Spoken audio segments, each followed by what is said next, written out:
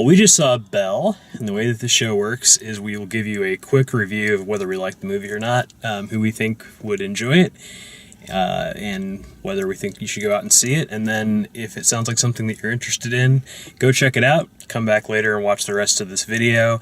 After that point, we'll get into more of a discussion about it and potentially get into spoilers and that sort of thing. So if you want to just kind of a brief overview, we do that first, and then we dig in a little bit further.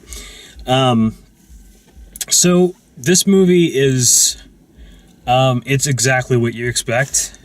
When you said spoilers, I was like, there's no spoilers here. It really is. And that's almost a bad thing. It's almost so predictable and what you think it's going to be that when it doesn't push the limit or really, buck your expectation, it's kind of disappointing in that way. But if you're interested in that subject, or you like period dramas in general, you could probably get into it. It's kind of like watching a really long episode of Downton Abbey. That's only about one part of life at that time. And I sort of titled it Pride and Prejudice and Prejudice. Although I don't think she's quite as strong-willed as the lead character in Pride and Prejudice is, but that was kind of my quick 2 cents on it. Yeah, I wasn't all that excited about it. Yeah, I don't think there was like you said, there wasn't anything that was unexpected. Also, there wasn't a lot of humor to it. Like, it took itself very, very seriously. Yeah. So yeah. I think that was a problem too. Like, it didn't need to be. Like, yeah, it's a serious subject, and yeah, it was an important part of history, but, you don't have to I didn't beat the audience down the whole way through. I didn't feel like any of the relationships were that authentic.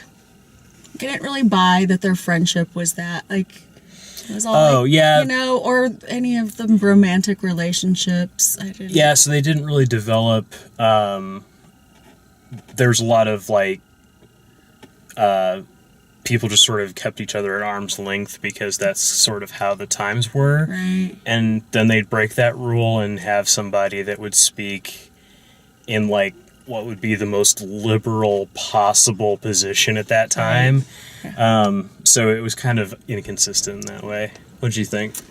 Yeah, I'm going to kind of echo everything here. I think I probably enjoyed it better than you guys, but I'm really prone to that. I'm a big Jane Austen fan, but yeah, it's not as funny as a Jane Austen novel would be, really. I mean, there's bits and moments of humor, but I think because the movie dealt with race so much, it felt like it had to be a lot more somber. Because there's moments where it wants to be that kind of romantic comedy Jane Austen thing, right down to the triangle, but it never really gets kind of excited and happy enough to be with it because, oh my gosh, we've got to deal with race. Everybody put your frowns on. Yeah. So that's kind of the quick version. Like I said, we'll get into a little bit more detail here and talk about some more spoilery things about the movie, but I mean, it really does go exactly the way you're going to expect this movie to go. There's not, she doesn't get sold as a slave at the end, or there's not some terrible, horrible ending to it. They didn't do a very good job, I think, of really showing the plight of actual slaves in this movie. There actually are no slaves portrayed in this movie. No, and there's never a slave in the movie. There's like that one servant lady, and she's always smiling like super broadly, like, I'm having a good time. And the only moment they have is about her hair. Like, it's not, like, they don't have and she's free. I mean, they make a point of telling you that she's free and she's paid and all of that. She just happens to be a black free woman in England. And I think, part of that is because it's based on this one specific woman's story, and her closeness to the changing of the law and things like that. And England actually abolished slavery before the United States did. In fact, if we had not successfully revolted against the British, we probably would have gotten rid of slavery sooner. Yeah. they were a little bit quicker on that than we were, but they were also less dependent than we were at that point. So, but yeah, I mean, history aside, it was really just, it seemed like it was about this one person, and I also felt like they really whipped through her development. She went from being... Well, she went behind that tree and became an adult. Exactly. Yeah. So yes, that's true. She was 6 years old, and she went behind a tree and became an adult, but then they were still having conversations about, like, why aren't I allowed to eat with the family? And it's like, you've been living here for like 15 years. Yeah, it was like all of a sudden in her 20s, she was like, oh my gosh, I just now got it. Wait a minute. Wait a minute. I thought you guys just kept disappearing at dinner time. Yeah. So that whole thing was kind of weird. And her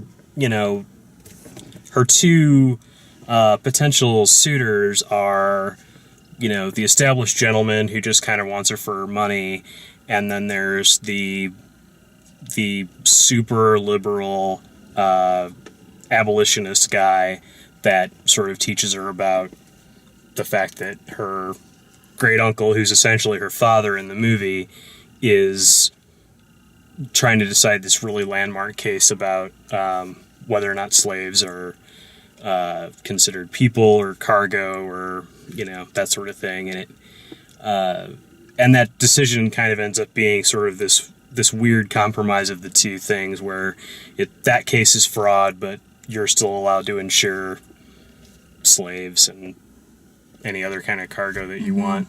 And that's Tom Wilkinson's part in the movie. He was really good, though. I really enjoyed his performance. He really, I feel like, brought a lot to it. Yeah, he was good in it. The lead actress, I just butcher her name. Her name's like Gugu Mbatha-Raw. Raw. Sure. Okay. Yeah. She gave a very raw performance. I don't know. That was terrible. Yeah, she was fine. The only other thing I've really ever seen her in was she was in Touch, and I think she was in she was just in this other movie that I saw, but something else that came out this year. I can't remember what it was. I think it was that Transcendence movie with Johnny Depp. I think she's in that. Maybe. But they were fine in it, and everybody else is just sort of, like Miranda Richardson. Oh, I want to single that performance out. Miranda Richardson was fun. Yeah. I don't know if that was a good performance or a bad performance, but it was a performance. Like, definitely, like, I love her immediate, turn on a dime, I'm the villain now. Yeah. Moment. Yeah. And the, I can't remember the actress's name, but the Sean's mom from Shaun of the Dead, who's also on Downton Abbey, is sort of playing Maggie Smith's part from Downton Abbey in this. She's sort of she's a spinster that's going to the tell wacky it grandma. what it is. Yeah. So, yeah, I don't really know what else to say about this movie. That's what it is. It's acceptable. It's that sort of period drama about slavery and race in the 18th century in England. If you think you'll like it, you're probably right. You probably will. And yes. If it looks boring, you will probably be bored. Find it boring. Yeah. So that's our review. Hope you enjoyed it. Check out all our other reviews here on YouTube and over at dalemaxfield.com. Thanks for watching. Thanks. Thank you.